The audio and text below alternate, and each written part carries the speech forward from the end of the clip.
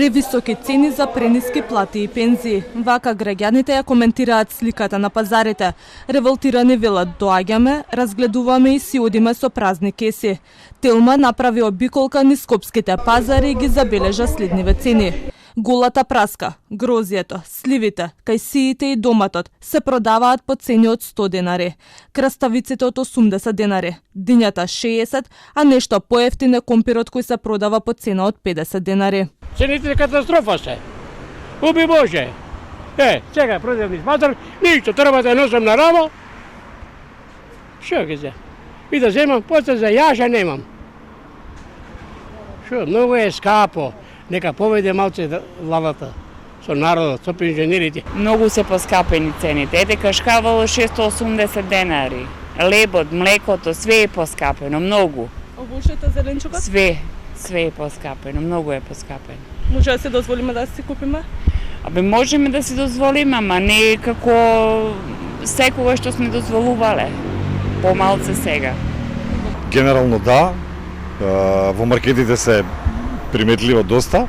На пазаров не сум пазарал сега скоро, али мислам дека тие го пратат трендот од маркетите.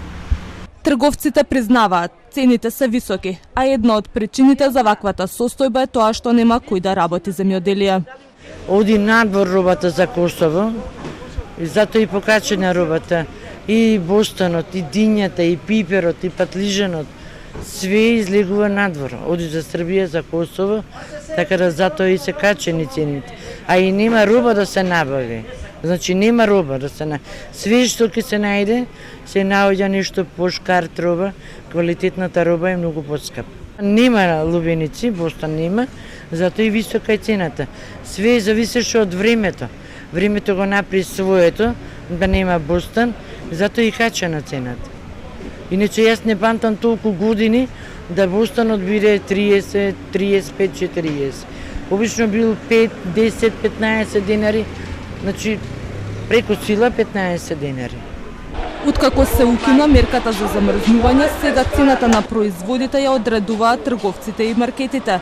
Според податоците на Државниот завод за статистика, индексот на цените во земјоделството во јули 2023 година во споредба со истиот месец лани, кај ѓубривата, семињата, машините е намален за 4,3%, а се бележи зголемување од 16,2% кај цените на оризот, зеленчукот и овошјето.